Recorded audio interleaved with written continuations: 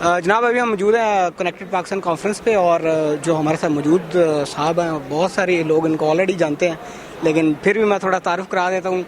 یہ اس چیز کے فاؤنڈر ہیں اور کریٹر ہیں. ان سے بات کرتے ہیں کہ بیسیکلی آئیڈیا کہاں سے جنریٹ ہوا ہے، اور یہ چیز ہے اتنی بڑا ایونٹ کرنا یہ کوئی مطلب آسان کام نہیں، اس کو مینیج کیسے کریں. یہ بتائیے گا کہ یہ جو چیز آپ نے کنیکٹ پاکستان کا آئیڈیا کہاں سے جنریٹ کیا ہے، اور پھر اس کو جو ہے کہ اتنا بڑا ایونٹ آرگنائز کروانا اور اس کو مینیج کرنا، یہ کیسے کر رہے ہیں آپ؟ السلام علیکم.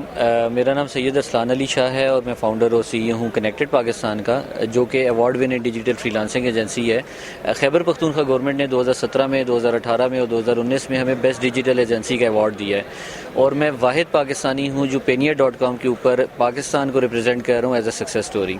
ہم پچھلے 6 سال سے کانفرنسز کرا رہے ہیں جو کہ بالکل فری آف کاسٹ ہوتی ہیں یوتھ کے لیے. وہ آتے ہیں یہاں پہ پارٹیسپیٹ کرتے ہیں، سیکھتے ہیں، اور اپنی جرنی جو کہ انڈیپینڈنس کی جرنی ہے، اکنامک جرنی ہے، اس کو شروع کر لیتے ہیں. ہماری کانفرنس کی سب سے بڑی بات یہ ہے کہ یہاں پہ صرف ٹاکس نہیں ہوتی، یہاں پہ باقاعدہ ورکشاپس ہوتی ہیں جہاں پہ بچے جو ماسٹر ٹرینرز پورے پاکستان سے آتے ہیں ان سے وہ سیکھتے ہیں اور گھر جا کے ان چیزوں کو اپلائی کرتے ہیں اور الٹیمیٹلی پاکستان کی اکانومی میں کنٹریبیوٹ کرتے ہیں. اگر آج آپ نے وزٹ کیا ہو، یہ آپ نے دیکھا ہوگا، تو آپ کو اس چیز سے یہ اندازہ ہو گیا ہوگا ڈیفینیٹلی کہ پاکستان کی سب سے بڑی ٹیک اینڈ فری لانسنگ کانفرنس ہے. جو آپ نے فٹ فال دیکھا ہے الحمدللہ 10-15 ہزار بچہ ورکشاپس میں بھی بیٹھے ہوئے ہیں، ہال میں بھی بیٹھے ہوئے ہیں، باہر لابی میں بھی موجود ہیں. تو یہ وہ امپیکٹ ہے جو ہم کریٹ کرنا چاہتے تھے، اور ہم یہ بتانا چاہتے تھے کہ بینگ اے پاکستانی ہم بالکل ایک ہیں، ہم کنیکٹڈ ہیں، ہم یونائٹڈ ہیں. انفارچونیٹلی ہم ابھی بھی تھوڑا بہت صوبوں میں جو ہماری تفریق ہوئی ہوئی ہے لسانی یا علاقائی، تو ہم یہ چاہتے ہیں کہ ایک پلیٹ فارم ایسا ہو جو تمام پاکستانیوں کو ایک جگہ پہ متحد کرے، اور وہ ٹیکنالوجی کے ذریعے ہم نے کوشش کی کہ ہم کنیکٹڈ پاکستان کے تھرو کر سکیں. یہ میں بیسیکلی پوچھنے کا مقصد یہ ہے کہ دیکھیں ابھی تو بہت سارے لوگوں نے اپنا ایک وہ کہتے ہیں نا 1.5 انٹ کی مسجد والی بات ہے، ہر بندے نے بنائی ہوئی ہے. ابھی جیسے آپ بات بھی کر رہے تھے کہ ہمارے یہاں تفریح کافی حد تک ہے، لسانی بھی ہے، مذہبی بھی ہے، ہم اپنے علاقائی لحاظ بھی کرتے ہیں، لیکن جو اس چیز کو جوڑنے کا مقصد ہے اس کے پیچھے کیا سوچ ہے؟ دیکھیں میری سوچ ایک ہی ہے کہ جب تک ہم مل کے، اب ہم بچپن میں پڑھتے تھے نا اتفاق میں برکت ہے، لیکن ہمیں کبھی سمجھ نہیں آئی. اب آ کے مجھے یہ پتہ چلا ہے کہ ہم اکیلے کچھ نہیں کر سکتے، کیونکہ ہمارا مقابلہ کسی ایک شخص سے یا ایک بندے سے ہے نہیں. ہمارا مقابلہ باہر کے تمام ممالک سے ہے جو اس آئی ٹی انڈسٹری میں ہم سے کئی گنا آگے ہیں. تو ہم نے جب تک ایک پلیٹ فارم پہ اکٹھا نہیں ہونا، ہم نے متحد نہیں ہونا، تو ہم ان لوگوں کو کبھی بھی اس میں پیچھے نہیں چھوڑ سکے. اور ہمارا سٹل ماننا یہ ہے کہ یہ آئی ٹی ایک ایسی فیلڈ ہے جو پاکستان کی اکنامی میں بڑی ریپڈلی گروتھ لے کے آ سکتی ہے.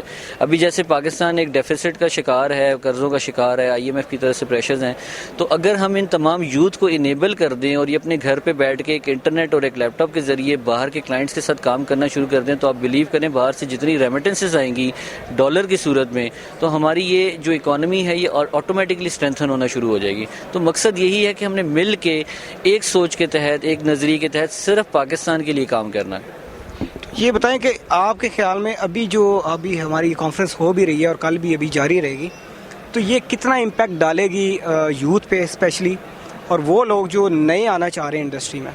سر میں آپ کو بتاؤں مزے کی بات، ہم نے 2015 سے جب کانفرنس کرانا شروع کی تو اس ٹائم کانفرنس کا لفظ بھی نہیں لوگوں کو پتا تھا کہ آئی ٹی کانفرنس بھی کوئی ہوتی ہے.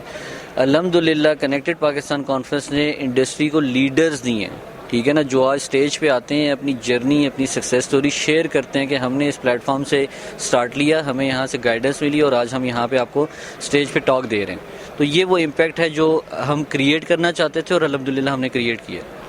تو آپ پچھلے جیسے بتا رہے ہیں پچھلے 6 سال سے آپ لوگ کر رہے ہیں، تو آپ کے خیال میں کتنا آؤٹ پٹ آیا ہے اور کتنا اس کو ہم پازیٹیولی لے سکتے ہیں کہ اس کا یہ رزلٹ نکلا ہے؟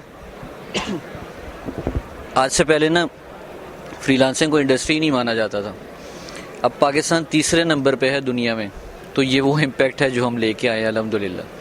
جب تک آپ کسی چیز کی اویئرنیس نہیں کریٹ کرتے نا، آپ اس کے لیے کام نہیں کرتے، اور یہ ایک دن کا کام بھی نہیں ہوتا، اس کے لیے نا آپ کو ریگولر ایفرٹس کرنی پڑتی ہیں، تب جا کے امپیکٹ کریٹ ہوتا ہے. اور الحمدللہ آج ہم تیسرے نمبر پہ پوری دنیا میں فری لانسنگ انڈسٹری پہ ہم ٹھہرے ہوئے ہیں.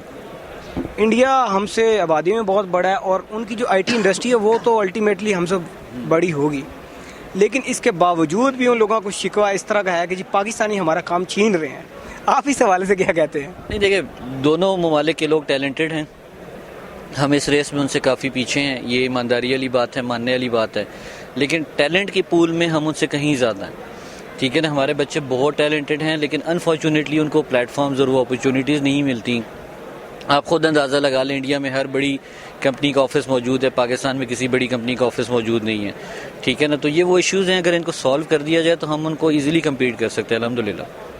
تو آخر میں مجھے یہ بتائیں کہ جیسے ماشاءاللہ آپ ابھی لیڈ کریں ایک طرح سے، تو آپ کیا چاہتے ہیں گورنمنٹ لیول پہ کوئی آپ کو سپورٹ ہو، یا کوئی مطلب جیسے انفارمیشن ہماری منسٹری ہے وہ کس طرح سے اور کس لیول پہ ہمیں ہیلپ آؤٹ کر سکتی ہے کہ ہم یوتھ کو اوپر لے کے آئیں، اور الٹیمیٹلی پیسہ باہر سے آئے گا تو اکانومی بھی بہتر ہوگی. تو آپ کے ذہن میں کوئی لائے عمل، کوئی گائیڈ لائن جو ہو سکتی ہو؟ دیکھیں، میں تو تمام گورنمنٹ آفیشلز کو دعوت دیتا ہوں کہ ایک دفعہ آ کے اٹینڈ کریں، یہاں پہ ماحول دیکھیں، یہاں پہ بچوں کی پارٹیسپیشن دیکھیں. یہ وہ 10,000 15,000 بچے ہیں جو امید لگائے ہوئے ہیں کہ ہمیں کوئی رستہ ملے گا، ہم اپنی زندگی میں پہلے بہتری لے کے آئیں گے اور پھر ہم دوسروں کی زندگی میں بہتری لے کے آئیں گے. تو جب بھی کوئی بہت بڑا مقصد ہوتا ہے نا، تو وہ ایک بندے کی اس سے نہیں پورا ہو سکتا، اس میں ڈیفینیٹلی گورنمنٹ کی انوالومنٹ لازمی ہے. تو میں پہلے تو ریکویسٹ یہی کروں گا کہ صرف آ کے ایک دفعہ دیکھیں کہ ہم یہ کر کیا رہے ہیں، ہمیں انڈرسٹینڈ کریں، اس کے بعد ان کو سمجھ آتی ہے تو ہمارے ساتھ ہاتھ ملائیں.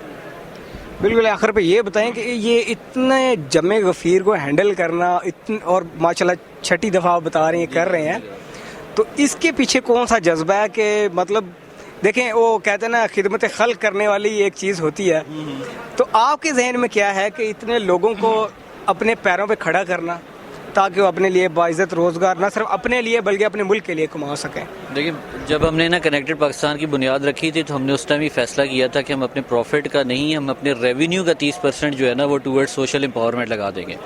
اس میں ہم نے بہت سارے ایریاز آئیڈینٹیفائی کیے تھے، جس میں امپلائمنٹ بھی تھا، امپاورمنٹ آف وومن بھی تھا، ریڈیکیشن آف ڈرگز بھی تھا، انوائرمنٹ بھی تھا، کافی سارے ایریاز تھے. یہ وہ چیز ہے جو ہمیں موٹیویٹڈ رکھتی ہے، اور یہی وہ چیز ہے جو ہمیں جذبہ فراہم کرتی ہے کہ ہم اس طرح کی ایونٹس مزید کراتے رہیں. بس آخر پہ آپ ابھی کوئی یوتھ کو پیغام دینا چاہتے ہیں جو اتنی عوام یہاں پہ آئی ہوئی ہے کہ وہ یہاں سے کچھ لرن کر کے جائیں گے یا کچھ مطلب ان کے لیے کوئی فائدہ مند ہے، تو آپ کچھ کہنا چاہیں گے؟ میرا سمپل سا پیغام یہ ہے کہ اگر آپ بہانے ڈھونڈتے رہیں گے نا تو بہانے بہت ملیں گے.